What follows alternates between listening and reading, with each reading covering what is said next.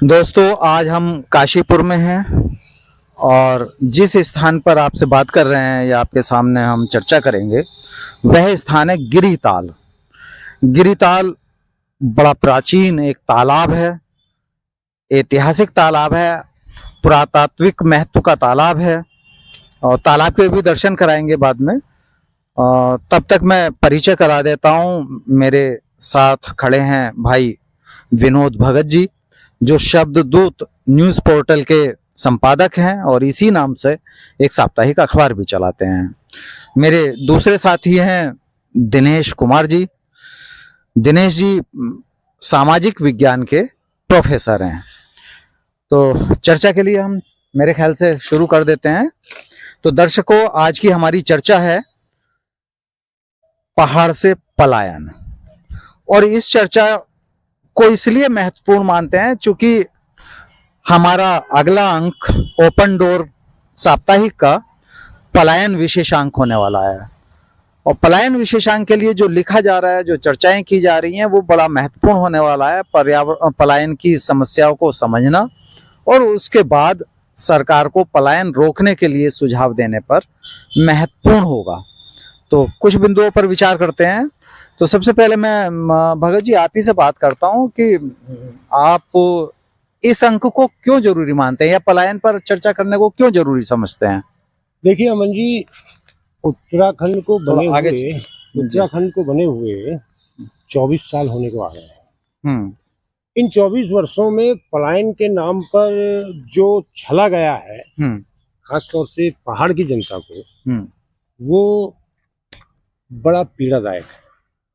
सरकारें चाहे कोई भी रही हो, किसी भी दल की रही हो, सबने पलायन रोकने के नाम पर धरातल पर तो कुछ नहीं किया। योजनाएं जरूर बनाई, कागजों पर बनाई, लेकिन जो उनका क्रियान्वयन था वो करने में वो हर सरकार असफल रही है। इसमें मैं शुरुआत यहाँ से करता हूँ कि जिन राजनेताओं पर पलायन को रोकने की जिम्मेदारी थी, वो राजनेता खुद पहाड़ से पलायन करके मैदान में पहुंचे जी। अब वो किसी भी दल के हों, जो पहाड़ में रहने वाले राजनेता थे, उन्होंने मैदान में आकर के अपने मकान बना लिए। तो वो पलायन को कैसे रोकेंगे? जिन्होंने पहाड़ से खुद जो पलायन करके यहाँ आ गए और वही योजना बना रहे हैं कि साहब पहाड़ से हम पलायन रोकेंगे। मजाक है, ये मजाक ही है, इसको हम मजाक ही कहेंगे कि आप। अच्छा ये बताइए, उत्तर प्रदेश से पहाड़ इसलिए अलग हुआ था ताकि वहाँ पलायन भी रुक सके, समृद्धि आ सके, खुशहाली हो सके और लोग एक अच्छे तरीके से जीवन व्यतीत कर सकें। नहीं तो ये इससे तो जब उत्तर प्रदेश में उत्तराखंड था, उस वक्त कम से कम एक पर्वतीय विकास मंत्री हुआ करता था। तो जब से उत्तराखंड बना तब से पर्वतीय विकास के नाम पर तो कोई काम हो ही नहीं रहा है। पहले कम से कम ये काम तो होते थे। पर्वतीय विकास का एक विभाग था, वो पर्वतीय क्षेत्रों में कुछ काम करता था। अच्छा, बाहरी क्षेत्रों में ये माना जाता है कि उत्तराखंड सरकार है तो उत्तराखंड सरकार का मतलब पर्वतीय क्षेत्र को विकसित कर रही है। बिल्कुल नहीं कर रही है, कहीं से कहीं से। ये जो बड़ी चौड़ी चौड़ी सड़कें काटी जा रही हैं, उसका कोई फर्क नहीं पड़ रहा है। वो जो सड़कें काटी जा रही है, वो ऐसी जगह काटी जा रही है जहाँ से पहाड़ के पर्यावरण को और उल्टा नुकसान हो रहा है। पेड़ों को नुकसान हो रहा है। जो वहाँ का एक क्या कहना चाहिए, भौगोलिक स्थिति है, उसका भूगोल बदलने की कोशिश की जा रही है। ये अपने आप में बड़ी विडंबना है कि आप विकास के नाम पर भूगोल ही बदल रहे हैं। मैं दिनेश जी से बात करूंगा। दिनेश जी, आप क्या समझते हैं पलायन से, और क्या रहा है ये पलायन? किसको कह रही है सरकार? उत्तर पहाड़ी क्षेत्र से होने वाले पलायन को पलायन कह रही है या उत्तराखंड से बाहर जाने वाले लोगों को पलायन कह रही है? देखिए अमन जी, मैंने काशीपुर का पर्वतीय लोगों का कुछ सर्वे किया है। उससे ये पता चलता है कि पर्वतीय जितने लोग आए हैं वो बहुत ही मजबूरी वश आए हैं यहाँ पर। अब रही गवर्नमेंट की बात, तो गवर्नमेंट की जितनी भी योजनाएं हैं, जहाँ तक मैं जानता हूँ और जितनी मैंने पढ़ी हैं और समझा हूँ, वो सब योजनाएं उत्तराखंड से पलायन को रोकने के लिए हैं, ना कि पहाड़ से पलायन को रोकने के लिए। क्योंकि इसीलिए पहाड़ में गांव के गांव खाली हो रहे हैं, जबकि उत्तराखंड की जो प्लेन वाला तराई वाला क्षेत्र है उसमें आबादी बढ़ती जा रही है। जबकि गवर्नमेंट बार बार यूपी से आने वाले, उत्तर प्रदेश से आने वाले लोगों पर रोक ये कह के लगा रही है कि आप इतनी जमीन से ज्यादा नहीं खरीद सकते। 2500 वर्ग फीट, 2700 वर्ग फीट, जो भी उन्होंने अपना मानक रखा है। जी जी। लेकिन इसके बाद भी प्लेन में जो दबाव है जनसंख्या का वो लगातार बढ़ता जा रहा है। इसका तात्पर्य है कि गवर्नमेंट पलायन पहाड़ से मान ही नहीं रही, बल्कि उत्तराखंड से मान रही है। इसीलिए वो योजनाएं भी इस प्रकार की बना रही है कि उत्तराखंड से पलायन ना हो पाए। सबसे पहले तो गवर्नमेंट को अपनी पलायन की नीति को स्पष्ट करना होगा, नीति को स्पष्ट करना होगा कि वो किसको पलायन मान रही है। बात तो सही है, बिल्कुल सही बात भगत जी। है। अच्छा, दूसरी बात यह है कि भाई पहाड़ जो सुविधाएं आप काशीपुर में प्राप्त कर रहे हैं, शिक्षा है, स्वास्थ्य है, दैनिकचर्या की चीजें हैं, पहुंच मार्ग हैं, तो ये सारी चीजें अगर पहाड़ में हो तो क्या संभव है पलायन रुक पाएगा? ऐसा है कि सरकारों की पलायन को रोकने की योजना पर सबसे बड़ा जो मजाक है वो मैं आपको बताता हूँ कि आज जब किसी का तबादला किया जाता है तो जब उसका पहाड़ में तबादला होता है तो उसमें एक सरकार की ओर से लिखा जाता है दुर्गम, यानी सरकार खुद मान के चल रही है कि जो इलाके दुर्गम है वहां जाने में आपको कठिनाई होगी। तो सरकार उन इलाकों को सुगम क्यों नहीं बना सकती? अगर सरकार धरातल पर काम करती तो वो आज उन्हें दुर्गम कहने की जरूरत नहीं होती, वो उसको सुगम बना देते। तो आखिर वो सुगम कब बनेंगे? अच्छा, चीन तो हमारे सीमा के पास कॉलोनियां बसा रहा है, बहुत सारे विकास कर रहा है, बहुत सुविधाएं दे रहा है, तो हम क्यों नहीं दे सकते? हम क्यों नहीं कर सकते ये काम? ऐसा में ये कहा जाता है कि चीन ये कर रहा है, चीन वो कर रहा है। एक तो चीन को लेकर के बड़ी भ्रांतियां जो हैं वो यहाँ फैलाई जाती हैं। पहले तो मुझे कोई बता रहा था, अब पता नहीं कितनी सच्चाई है उसमें, कि भारत की कोई भी सीमा चीन से नहीं मिलती। नहीं, तिब्बत को हम ऑक्युपाइड चीन तो ऑक्युपाइड तिब्बत को तो कहते हैं। हाँ। और किसी भी सरकार ने भारतीय चीन सीमा पुलिस का गठन नहीं किया, इंडो तिब्बत बॉर्डर फोर्स का गठन किया है। तो चीन का तो एक हुआ खड़ा किया जाता है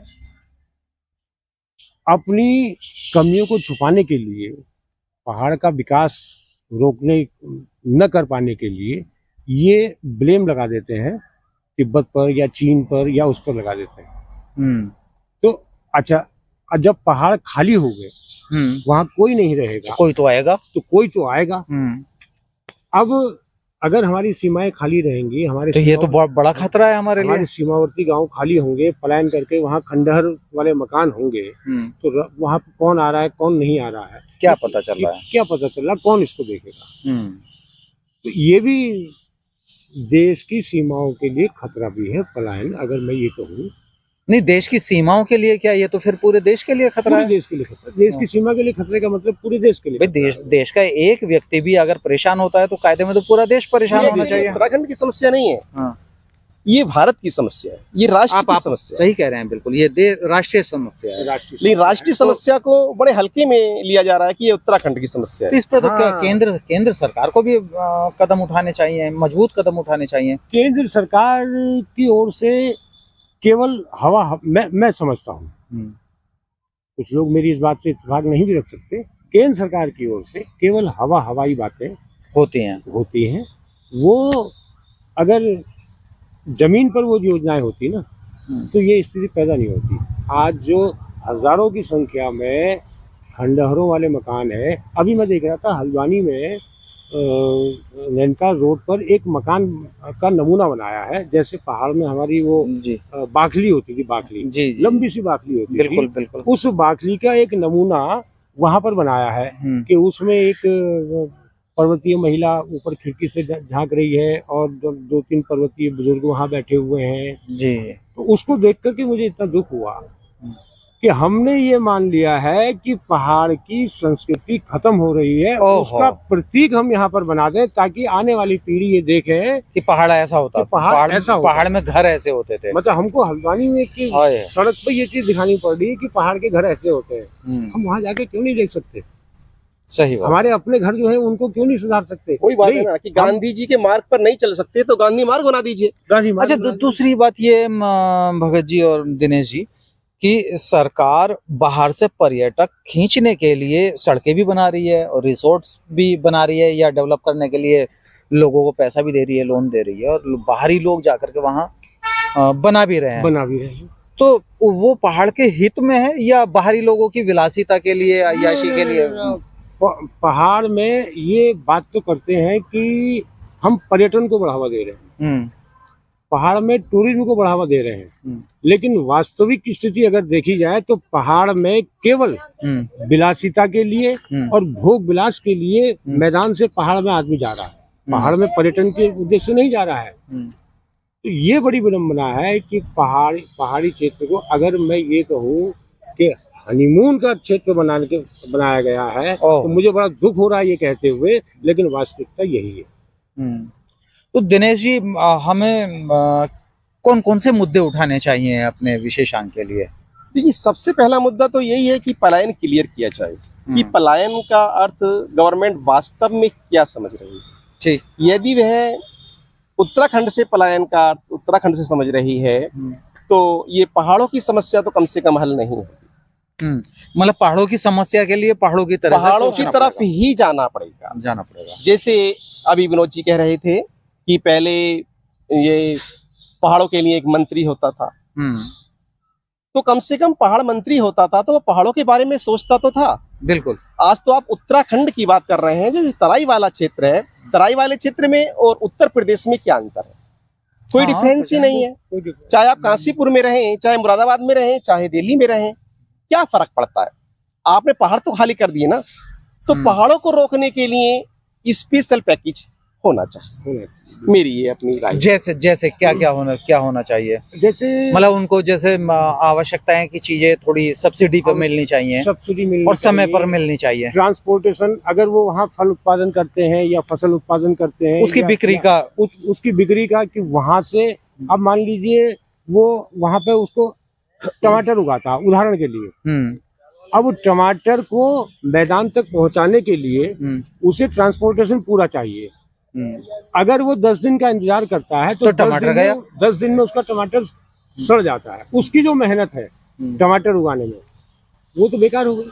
तो क्या सरकार को ऐसा प्रयास नहीं करना चाहिए कि वहाँ उन फसलों को उगाया जाए जो खराब ना हो? जैसे अखरोट है, हाँ, अखरोट की फसल है, कुछ इस तरह की फसलें हैं, इनको अगर वो किया जाए, ड्राई फ्रूट जितने हैं इनको अगर वो किया जाए, कि ड्राई फ्रूट काफी होता है वहाँ, सेब है, आड़ू है और नाशपाती है, इस तरह के जो फल होते हैं, लेकिन इनकी प्रॉपर मार्केटिंग की व्यवस्था अगर सरकार की ओर से हो तो शायद कुछ हो सकता है। तो दर्शकों, ये चर्चा थी आपके सामने, और चर्चा का मूल उद्देश्य ओपन डोर पत्रिका का विशेषांक निकालना है। आपके सुझाव आमंत्रित हैं। आपको यदि कोई समस्या लगती है तो समस्या को भी आप लिख करके भेज सकते हैं। और चर्चा समाप्त होने से पहले एक बार हम आपको गिरिताल के दर्शन कराएंगे, और गिरिताल के दर्शन करने के बाद आप स्वतः समझ जाएंगे कि जो सरकार काशीपुर की ऐतिहासिकता को बचाने में विफल है, वो पहाड़ को बचाने में कहाँ सफल हो पाएगी। तो इसी के साथ मैं खुद कैमरा उठाता हूँ और आपको एक बार दर्शन कराता हूँ जी।